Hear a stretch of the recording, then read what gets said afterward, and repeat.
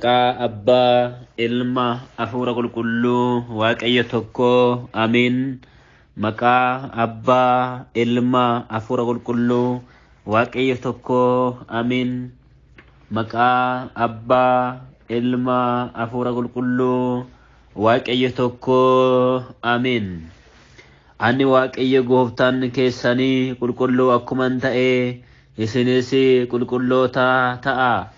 Seera Lewwotaa boqonnaa 19 lakkoofsa 2.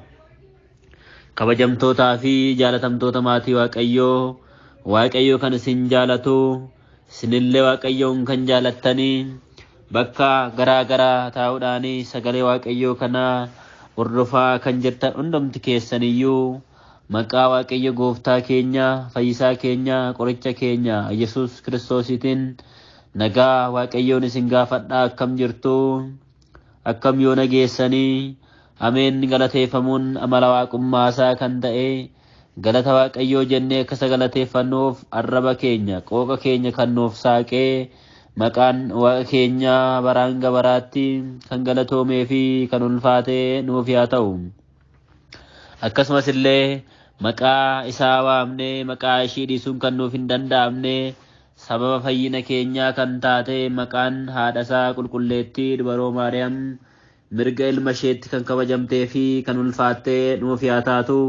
Akkasumas maqaan ergamootaa, maqaan toloota Waaqayyoo hundumti isaaniiyyuu akka kabajaaf kennaa isaaniitti akka Waaqayyo isaan jaalatee isaan kabajetti kan galatoomanii fi kan ulfaatan nuuf haa ta'ani. Egaa maatii Waaqayyoo guyyaa har'aa kana mata duree godhannee koorsii kan nuti waliin jalqabnu koorsii dubbii qulqullummaa fi qulqulloota kan jedhu kan nuti waliin ilaallu ta'a jechaadha. Egaa guyyaa har'aa kana kutaa tokkoffaa qulqullummaa fi qulqulloota kan jedhu kan nuti waliin barannu ta'a jechaadha. Egaa Waaqni abboolii keenya abbootii darban gidduutti argameetoo barsiisaa gorsaa kan ture har'as anaa fi isin gidduutti argamee akka nu barsiisu akka nu gorsu fedhaaf eeyyama isaa nuuf yaa ta'u. Koorsii kanas akka xumuraatti jabaannee akka waliin barannu fedhaaf eeyyama Waaqayyoo nuuf yaa ta'u. Egaa barsiisaan kan nama barsiisu, kan nama gorsuu, daandii kan nama qajeelchuu Waaqayyodha. Namni garuu dadhabaadha. Waaqayyo garuu nama barbaaderra buleetoo nama saba isaa barsiifachuutii danda'a. Kanaafiyyuu ani afaan ittiin dubbadhu, isin immoo laphee ittiin qalbeeffattan nuuf kennee Waaqayyo gooftaan keenya akka nu barsiisu, akka nu gorsu fedhaa fi eeyyama isaa nuuf yaa ta'u. Egaa dubbii qulqullummaa fi qulqullootaa kan jedhu kana kan waliin barannu mata duree godhannee seera Lewwotaa boqonnaa 19 lakkoofsa 2 irratti ani Waaqayyo gooftaan keessanii qulqulluu akkuman ta'e isinis maal ta'a, isinis qulqulloota ta'aa jedha. Jecha sagalee isaatiif Waaqayyo gooftaan keenya kan galatoomee fi kan ulfaatee nuuf yaa ta'u. Egaa Waaqayyo mudaa kan hin qabne, waan tokko kan hin qabne, gidiraa kan hin qabne, cubbuu kan hin qabne, Waaqa qulqulluu ta'e adda kan ta'edha jechaadha. Haa ta'uti anis qulqulluu akkuman ta'e isinillee qulqulloota ta'aa jedhe. Kanaaf qulqulloonni namoonni hin jiru jechaadha. Maaliif Waaqayyotuun akka nuti qulqulloofnu nuu kenne waan ta'eef. Namoonni baay'een qulqulloonni hin jiranii jedhanii kan haasa'an hin jiru. Garuu abbootiin darban qulqulloonni baay'een isaanii ni jiru jechaadha. Kanaaf ani Waaqayyo gooftaan qulqulluu akkuma ta'e isinis qulqulloota ta'aa jedhee dubbatee jira jechaadha. Egaa asirratti qulqullummaan maalii jennee haa ilaallu. Qulqullummaan maali? Qulqulluu jechuun kabajamaa jechaadha. Adda kan ta'e jechaadha. Kan filatamee jechaadha. Kabajamaa adda kan ta'e kan filatamee jechaadha. Maaltu qulqullummaa yookaan immoo qulqulluu jechuun adda kan ta'e kan filatame kan kabajame adda kan ta'e jechaadha qulqulluu jechuun. Egaa jechi kuni hundumaa ol kan ibsu Waaqayyoon. Hundumaa olitti kan ibsu jechi kuni Waaqayyoon jechaadha. Asirratti kan nuti waliin ilaallu. Egaa Isaayyaas boqonnaa 6 lakkoofsa 3 irratti maal jedha? Suraafel qulqulluu Waaqayyo gooftaa raayyotaa dacheen hundi kabajaan kan guutamte jedhanii galateeffatu turanii jedha. Egaa qulqullummaan Waaqayyo kan amalummaati. Kan ittiin morkatus hin jiru jechaadha. Qulqullummaa amalummaa yookaan immoo qulqullummaa Waaqayyoo kun adda kan ta'edha jechaan.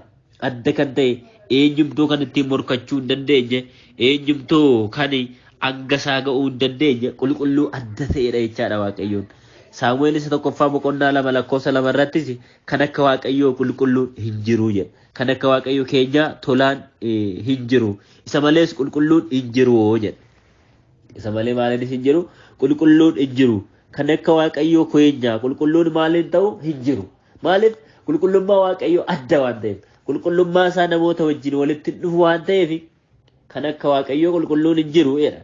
Kan akka Waaqayyoo kan qixxaatu tarree Waaqayyoo kan dhaabatu qulqulluu kan ta'e gonkumaa hin jiru jechaa isaati. Egaa mul'ata Yohaannis boqonnaa 15 lakkoofsa 3 irrattis kan maqaa kee hin kabajne eenyu ati qofti qulqulluudha hojiin tolomaa kees kan ifa ba'eef ormoonni ni dhufu fuula kee durattis ni sagadu jedha. Akkasumas Isaayyaas boqonnaa 40 lakkoofsa 25 irratti egaa akkan ittiin qixxaadhuuf eenyuun wal na fakkeessitan jedha qulqullichi jedha. Egaa haati keenya qulqulleettiin dubaroo maaramis ammoo egaa ammarraa eegalee dhaloonni dhumtuu na galateeffatu naan jedhu. Naan jedhu kan galateeffamte naan jedhu. Jabaa kan ta'e inni hojii guddaa anaaf raawwateera. Maqaan isaas maalidha? Maqaan isaas qulqulluudha. Haati keenya qulqulleettii dubaroo maara. Inni hojii guddaa naaf taasiseera. Hojii guddaa naaf godheera. Maqaan isaa maalidha? Maqaan isaa immoo qulqulluudha jette Luuqaas boqonnaa 1 lakkoofsa 48 hanga 49tti jettee maal taate ragaa baate jechaadha haati keenya qulqulleettiin dubaroo maara. Kanaaf qulqullummaa amalummaa Waaqayyoo qofa kan ta'e gosa uumama keessa kamiifuu kan hin taane uumamni kabaja hagamiyyuu qabaatu qulqullummaa isa kan Waaqayyoo wajjin wal hin gitu jechaadha. Namni kamiyyuu qulqulloonni baay'een hin jiru.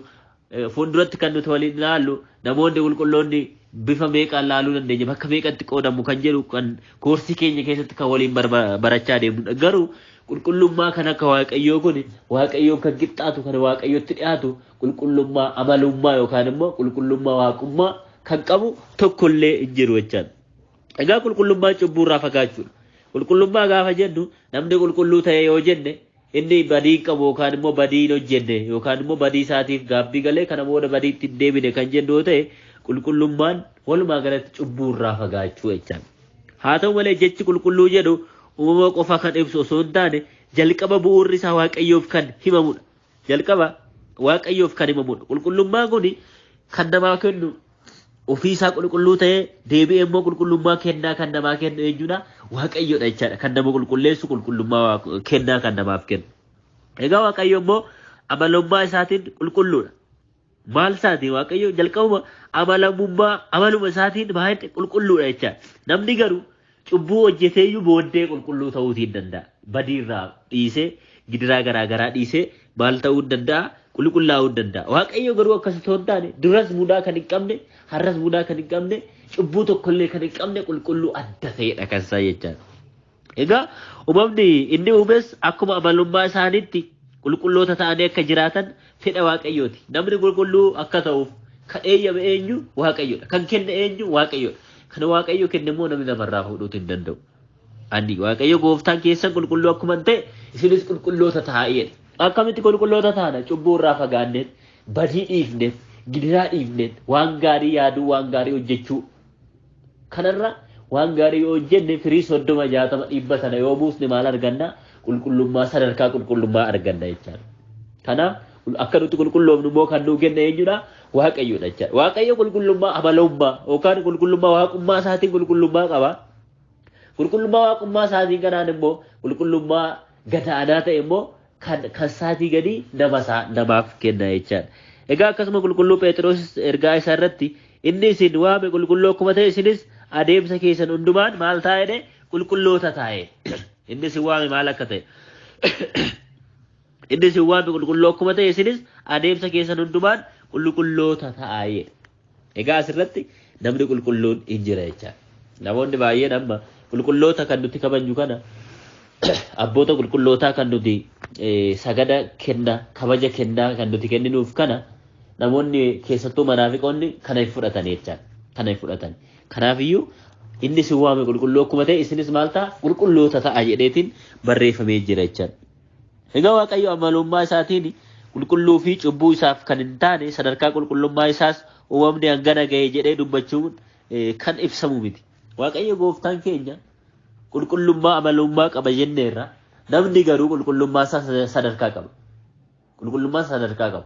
Sadarkaa jalqabaa sadarkaa gonkaa jedhamee yookaan firii 30 60 dhibba jedhamee haala kanaan madaalamee jira. Kan Waaqayyo garuu madaalamuu hin danda'u. Namni madaalus hin jiru.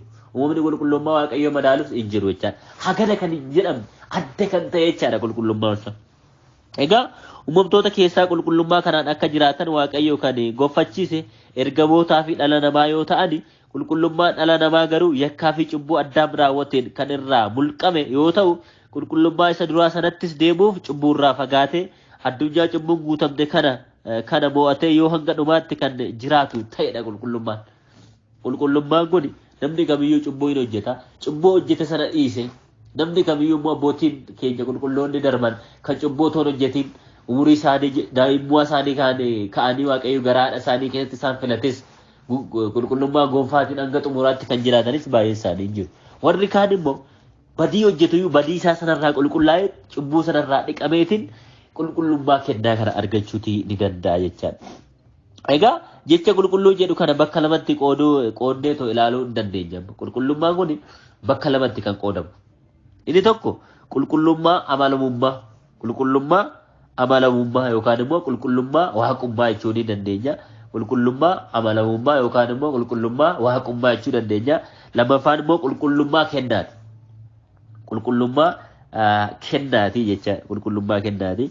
Qulqullummaa amalummaa kan nuti jennu qulqullummaa Waaqayyo qofaaf ta'edha. Sababni isaas Waaqayyo amalummaa isaatiin qulqulluu waan ta'eef qulqullummaa amalummaa yookaan qulqullummaa waaqummaa kan nuti jennu kun Waaqayyoof qofaadha jecha. Waaqayyo dhalatti qulqullummaa amalummaa yookaan qulqullummaa waaqummaa kana kan argate tokkollee uumamni hin jiru. Waaqayyo kubaasaatti qulqullummaa yookaan immoo qulqulluu gonkaa yookaan immoo qulqullummaa adda ta'e kan hin lakkaawamne kan hin safaramne agadagaa jedhee kan hin beekamne qulqullummaa waaqummaa yookaan amalummaa kan qabu Waaqayyoodha jechaadha. Lammaffaan qulqullummaa kennaati. Qulqullummaan kennaa kun qulqullummaan akkanaa kun kan Waaqayyo fedha isaatiin uumama isaatiif kennee jechuudha. Qulqullootaaf kan kenne jechaadha. Abbootaaf kan kenne jechaadha. Ergamootaaf namootaaf hundumaafuu kan kenne qulqullummaa kennaa kana jalatti kan ramadaman sadarkaadhaan qoqqoodamanii too kan jiranidha jechaadha maatii Waaqayyoo. Egaa isaan kan Waaqayyoo kadhannaa laphee amantii kan qaban yookaan immoo Waaqayyoof jedhanii gidiraa hedduun kan irra ga'e Waaqayyoo kadhannaa fi amantaa isaan isaaf qaban ilaalee kan filatedha jechaadha. Fakkeenya ergamoota Waaqayyoo keessaa akkasumas namoota qulqullaa'oonis baay'ee isaanii ni jiru jechaadha. Egaa kanaafuu ololoo kan of qabu uumamtoota biraa dhiisnaan ergamoota Waaqayyoo iyyuu akka hin barbaachisne nu hubachiisa jechaadha. Ololoof qabuun oloof guddisuun waan guddaa of fakkeessuun barbaachisaa miti. Ergamootaaf hin tolle. Ergamoonni jalqaba daabiloos gaafa oloof qaqqabee ani Waaqayyoodha gaafa jedhu isaaf hin tolle. Maal isaaf ta'e jechaadha dhumni isaa badii isaaf ta'e jechaadha maatii Waaqayyoo. Kanaaf Waaqayyoos akkan jedheera kanan filadhe waliin waadaa koo galeera. Kanan filadhe wajjin maal galeera? Kanan filadhe wajjin waadaa koo galeera. Kan filate qulqulleesseera jechaadha. Kan filate adda taasiseera jechaadha. Namni salphisuu hin danda'u. Filateera waan ta'eef qulqulloota jedhee waan isatti amananiif gidiraa dhiphina garaagaraa amantii isaaniitiif isaaf jedhanii waan fudhataniif isaan filateera. Kanaaf kanan filadhe wajjin waadaa koo galeera Faaruu 88 lakkoofsa 3 irratti jechaadha. Yaaddannoon qulqullootaa hanga bara baraatti Faaruu 11 jaarrattis yaaddannoon tolootaa eebbaa fi macaa fakkeenyaa boqonnaa 10 lakkoofsa 7 irrattis. Kanaaf qulqulloota kan filate qulqullummaa kennaa kan kenneef eenyudha jechaadha. Waaqayyo gooftaa keenya qoricha keenya Yesuus Kiristoosidha jechaadha. Egaa asirratti wanta nuti waliin ilaallu qulqulloonni eenyu fa'aadha. Amma qulqullummaa waaqummaa yookaan qulqullummaa amalummaa jenneerra inni Waaqayyoodha qofadha. Waaqayyoof qofa kan kennamudha jenneerra. Waaqayyo qofatu kan qabudha jenneerra. Namni hin qabu ergamoonnis namoonnis hin qaban jenneerra. Kan biraa qulqullummaa kennaa kana jalatti kan ramadamani qulqulloonni eenyu fa'aadha. Qulqulloonni eenyu fa'aadha kan jedhu kan nuti waliin ilaallu ta'a jechaadha. Egaa jechi qulqulluu jedhu uumamtootaa fi uumamtoota kan armaan gadiitiif kan fayyadudha. Jalqaba irratti ergamoota qulqulloota. Itti aanee namoota qulqulloota. sadaffaa bakkeewwan qulqulloota arfaffaan kitaabota qulqulloota shanaffaan guyyoota qulqulloota jaaffaan torbaffaan mi'oota qulqulloota fakkiiwwan qulqulloota beeqatu jiru jechaadha tokko lama sadii afur shan ja'a torbatu jiru jechaadha qulqulloota kan nuti wal ilaaluu jechuu ni dandeenyu qulqullootaan kan nuti qulqulluudhaan waamuu dandeenyu kan waaqayyo filate kan waaqayyo kabaja kan kenneef isaan kana torbantu jiru jechaadha walumaa galatti wanti waaqayyoof ta'e hunduu qulqulluudha kan waaqayyo filate kan waaqayyo jaalate hundumtuu maanni qulqulluu ta'eetiin argamaa jechaadha maatii waaqayyo hundumtuu maal ta'eet argama qulqulluu ta'eetiin argama jechaadha egaa asirratti wanti nuti waliin ilaalluu qabnu qulqulloota jechuun kanneen hojii isaanii yeroo hunda hojii foonii yookaan jireenya isaanii yaada addunyaa irraa fagaateedha jechaadha qulqulloota kan nuti jennu kun hojiin isaanii yeroo hunda hojii foonii yookaan jireenyi isaanii yaada addunyaa irraa kan fagaatee jiraatan yeroo hundumaa waa'ee biyya lafaa otoo hin taane waa'ee biyya samii kan yaadan yeroo hundumaa gidiraa otoo hin taane jaalala amantii isaaniitiin cimanii waaqayyo wajjin jiraachuu warra yaadan kun qulqulloota jedhamaniiti kan isaan beekamanii qulqulloonni kanneen waaqayyoof jedhanii addunyaa kana tuffachuudhaan jireenya bara baraa filachuudhaan kan namootaa fi mootota biyya lafaa duratti waaqa isaaniif dhugaa bahanidha. Namootaa fi mootota biyya lafaa duratti abbootiin keenya darban qulqullummaa gonfaa kan isaan ittiin gonfatan yookaan kan ittiin argatan namoota addunyaa kanarra jiranii fi mootota warra isaan ari'atan warra isaan ajjeesuuf deeman fuulduratti warra waa'ee waaqummaa waaqayyoo dhugaa bahan waa'ee amantii isaanii warra dhugaa bahan warra sodaanne jechaadha. Amantii isaaniitiif kan hin saalfanne jechaadha. Amantii isaaniitiif kan duubatti hin deebine jechaadha qulqulloota kan jedhaman kun.